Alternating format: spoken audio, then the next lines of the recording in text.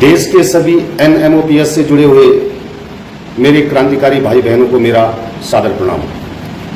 भाइयों, जैसे विदित है कि 2 सितंबर से और 6 सितंबर 2024 तक केंद्र सरकार द्वारा लाई गई UPS यूनिफाइड पेंशन स्कीम के खिलाफ सभी कर्मचारी बंधु आदरणीय राष्ट्रीय अध्यक्ष विजय बंधु के नेतृत्व में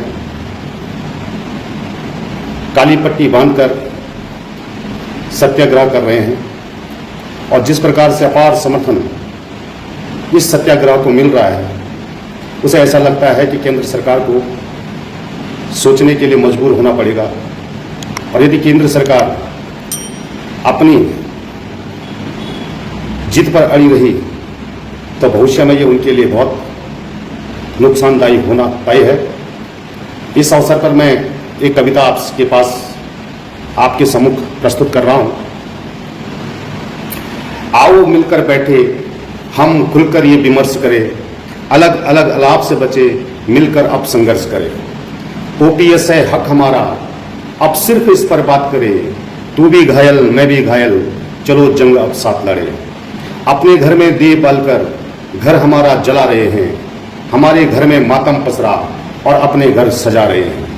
बुढ़ापे की लाठी छीनकर हमें अपंग बना रहे हैं, खुद तो पेंशन ले रहे हैं और छत पर पतंग उड़ा रहे हैं। सड़क से लेकर सदन तक माहौल ऐसा बना रहे हैं, बिक जाएगा देश हमारा, भ्रम ऐसा फैला रहे हैं। मौका दे दो फिर से हमको, माला माल बन जाएंगे। OPS की बात करें तो सब कंगाल हो जाएंगे। सरकारी है गाड़ी घोड़ा, सरकारी उड़ान है, खाना भी सरकारी जिनका, सरकारी जलपान है। सरकारी बिस्तर है जिनका, सरकारी मकान है, क्या कर लेगा कोई उनका, सुरक्षा में जवान है। जन कल्याण के कार्यों में तुम कमीशन ले रहे हैं, जो अपने हक की बात करे उस पर एक्शन ले रहे हैं। हमारे टैक्स के फंड से तुम ऐसो आराम कर रहे हैं, पुरानी पेंशन मांग रहे हैं और तुम राम राम कर रहे हैं। फ्री फंड का खा रहे हैं, डकार तक नहीं ले रहे हैं। फ्री फंड का खा रहे हैं, डकार तक नहीं ले रहे हैं। मिलजुल कर लूट रहे हैं और फोटो सेशन कर रहे हैं। पेंशन अपनी बढ़ा रहे हैं, नसीहत हमें दे रहे हैं। पेंशन अपनी बढ़ा रहे हैं, नसीहत हमें दे रहे हैं। खुद तो 4-4 ले रहे हैं, हमको टेंशन दे रहे हैं। खुद तो 4-4 ले रहे हैं, हमको टेंशन दे रहे हैं। OPS का विरोध करे जो, अब उनको सबक सिखाना होगा। OPS का विरोध करे जो, अब उनको सबक सिखाना होगा। हम तो डूबे बंधु, अब उनको भी डुबाना होगा। हम तो डूबे बंधु, अब उनको भी डुबाना होगा। हक हमारा छीना जैसे वैसे वापस देना होगा। हक हमारा छीना जैसे वैसे वापस देना होगा। हिटलर जैसी चाल चली तो फिर सिंहासन छोड़ना होगा, फिर सिंहासन छोड़ना होगा। आओ मिलकर बैठे हम खुलकर ये विमर्श करें, अलग अलग अलाप से बचे मिलकर अब संघर्ष करें। OPS है हक हमारा, अब सिर्फ इस पर बात करें। तू भी घायल मैं भी घायल, चलो जंग अब साथ लड़े। धन्यवाद। सभी लोग चाहते हैं तो इसमें 4% कुछ लोगों ने मांगा है, बाकी लोग नहीं मांगे। उसमें एक चीज कि मैंने बांध रखा हूं, मैं डिबेट में जाकर बांधे रहता हूं और अगले 6 तारीख तक बांधे रहना है। यहाँ बांधिए लगा रहना चाहिए। ये संदेश जाता है, सेनाएं को सूचना रिपोर्ट भेजती है कि सर ये तो गांव मामला नहीं हो रहा है, गांव तक लोग फैल रहे हैं, गांव तक लोग बता रहे हैं। और आप सभी वाले दुकान पे जाकर पूछ सकता हूं कि भाई ये अपना पिता क्यों बनाए हैं, तो आप उसे बताइए। आप अपने कमाई करके क्या करते हैं, अपने बच्चे को पढ़ाई कराते हैं, पढ़ाई क्यों कराते हैं, उसको सरकारी नौकरी मिले। आपके बेटे को सरकारी नौकरी नहीं मिलेगी, इसी के लिए हम लड़ रहे हैं कि आपके बच्चे की वो नौकरी मिले। बताइए, क्योंकि संविधान को उसी में दिया गया, सरकारी संस्थान खत्म हो गए, सरकारी विभाग खत्म हो गए, सरकारी पद खत्म हो गए, या खाली पड़े तो भरे भी जा रहे हैं। ये बात आप दूध वाले को, सब्जी वाले को, अड़ोसी पड़ोसी को बताना पड़ेगा। ये आप जब डांट देंगे तो लोग पूछेंगे और आप उन्हें बताइए। अब आप सब्जी वाले से हमारी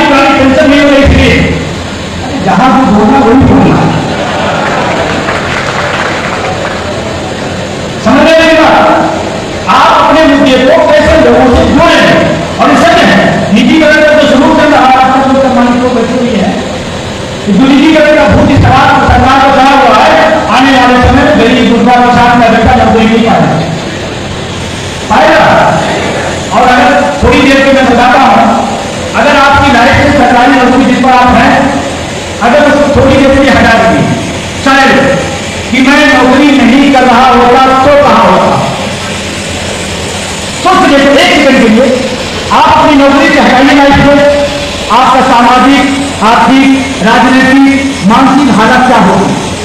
लोगों मिडिल क्लास की सबसे बड़ी ताकत है सरकारी नौकरी, सबसे बड़ी ताकत है सरकारी नौकरी। हमारे पास कोई आंसर नहीं है, किसान का बेटा हूं, पढ़ लिख करके रामा यूनिवर्सिटी से आया और आज टीचर बना कि हमारे पास सबसे बड़ी सुपर ताकत है शिक्षा और उसके बाद सरकारी नौकरी। अगर इस दोनों को हटा दिया जाए तो हम गुलामी के जीवन जीने के लिए तैयार हैं और हो रहा। और ध्यान रखना, आप अगर सरकारी नौकरी नहीं पाओगे तो आप अपने पिता के बराबर की हैसियत नहीं रखोगे। जैसे मेरे पिताजी 5 भाई 20 बीघे थे, 5 भाई में कितना हो गया? 4 हाँ 4 और मैं 4 भाई, कितना हुआ? तो अगर सरकारी नौकरी नहीं होती तो मेरे पिता अपने खानदान से पूर्वजों से भी नीचे, क्या चाहते हैं आपके बच्चे नीचे जाए आपसे? बोलो भाई, आप चाहते हैं? आप इतनी बड़ी बड़ी फीस शिक्षा में दे रहे हैं, इसीलिए दे रहे हैं कि हमारा बच्चा आउटसोर्सिंग संविदा की नौकरी करे और उससे हम उम्मीद करें मेरा बेटा श्रवण कुमार होगा। 5,000 में जब आप 50,000 में श्रवण कुमार नहीं बन पाए हमारा, तो 5,000 में हमारा बच्चा श्रवण कुमार कैसे बनेगा? इसलिए आपको उस लड़ाई को गाँव भर जाना है और आपको पड़ोसी तक बताना है, सबको बता सकते हैं, बता सकते हैं। और कुछ लोगों को भी कभी आने नहीं तो आप हमारी तो हैसियत करी है भाई साहब, मैं भी सरकारी नौकरी हूँ, 1 महीने तनख्वाह में डूब जाती है तो सारा अखबार, सारा ज्ञान, सारी राजनीति सब फर्क वो बिल्कुल नहीं करा। और हमारे बीच में सवारी कर्मचारी सबसे कम वेतन माने जाते हैं, सबसे कम वेतन माने। मैं तो कहता हूँ सबसे ज्यादा ये को पुरानी पेंशन की जरूरत है, सबसे ज्यादा, क्योंकि ये 4 कभी तुम बचा नहीं सकते, इतनी तनख्वाही नहीं, 4 कभी नहीं बचा सकते। तो आपको इससे ज्यादा लड़ना है क्योंकि आपको पुरानी पेंशन ज्यादा जरूरी है। जितना कम वेतन होगी उतना ज्यादा पेंशन की जरूरत है। एक घंटे को सर IAS को नहीं आते हैं तो हमने कहा उसके पास वेतन मुझे नहीं होता, इसीलिए शायद उनको जरूरत है नहीं हो रही। सही तरह गलत करो तो आपको हमको लड़ना होगा। बेसिक कितने साथी हैं इसमें? बेसिक और शानदार, आप सबको धन्यवाद। अभी ऑनलाइन अटेंडेंस आया था, सबसे ज्यादा टीवी डिबेट में आपकी बात किसने में था?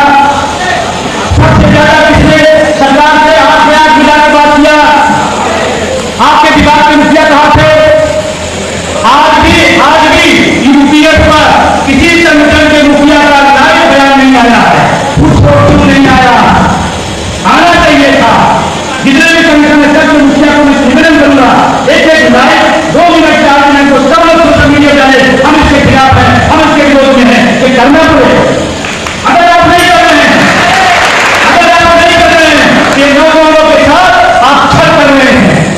और जब से ये नया आया है, मोदी जी का एक नया नाम आ गया है, जानते हैं क्या? ये कार्यक्रम हम प्रधान पेंशन गाँव में माता नहीं, इसीलिए हमको भेजा था। आपका नाम तो बड़ा खूबसूरत है, हमें बताओ आप रूट प्रधान पेंशन यूपीएस रूट प्रधान मोदी जी क्या समझिए उनके प्रधान करते हैं। हम लोग मान क्या रहे थे? हम लोग क्या मान रहे थे? क्या लेके आए? एक बात मान रहे थे, ये लोग करते थे। मैं बात करने बोलूंगा, कितने लोग यूपीएस के समर्थन में है? समर्थन है ना? यूपीएस के समर्थन में कोई एक व्यक्ति इधर, एक व्यक्ति को यूपीएस के समर्थन में है और पुरानी पेंशन के समर्थन में लोग हैं। ये देखिए, ये है जनमत, इसको बोलते हैं जनमत। इसको कहते हैं कि लोग क्या चाह रहे हैं और देश के मुख्यमंत्री और प्रधानमंत्री को वही करना चाहिए जो देश मान रहा हो, जो देश कह रहा हो। तो हम खिलाफत नहीं कर रहे हैं, गलत कर रहे हैं। कुछ लोग कहते हैं आपको सरकार के विरोधी हैं, चारों कुछ लोग लगा देते हैं। मैंने कहा नहीं भाई, आप गलत शब्द का यूज कर रहे हैं। हम विरोधी नहीं है, वो हमारे मुद्दे की विरोधी है, वो हमारे मुद्दे की विरोधी है, हम अपनी विरोधी नहीं। आज मोदी जी ने घोषणा करने सबसे पहला व्यक्ति हूँ, माला लेकर पहनाऊंगा और माननीय मुख्यमंत्री जी से मैं निवेदन करूंगा, दिल्ली वाले बहुत परेशान कर रखते हैं। वो पद इतना साम्राज्य इतना अभी नहीं मान रहे थे। तुरंत मनमोहन सिंह जी भारत के प्रधानमंत्री एनपीआर किसी तरह शिक्षा कर्मचारी के पक्ष में नहीं है, न देश के पक्ष में है, न प्रदेश के पक्ष में है। इसलिए कर्मचारियों को पुरानी पेंशन व्यवस्था बहाल की जाए, साथ ही एनपीआर का पैसा कटा है कि ब्याज वापस किया जाए। कितना काम है तो मैं मुख्यमंत्री जी कहना चाहता हूं, रब मेरी सवाल चली आई प्राण बनाए पर 7 साल हो गए वतन किधर है, तो 7 साल में वतन क्यों नहीं मिला जाते? अरे सवाल है पूछ रहे हैं आप लोग से, हम पहले बता दें मुझे वो नहीं, वो मेरे मुद्दे की चलिए बता। अब आता हूं ये नया बयान आ गया, आपने कितने बयान ये पसंद नहीं है ना, पसंद नहीं है और आपको बताऊं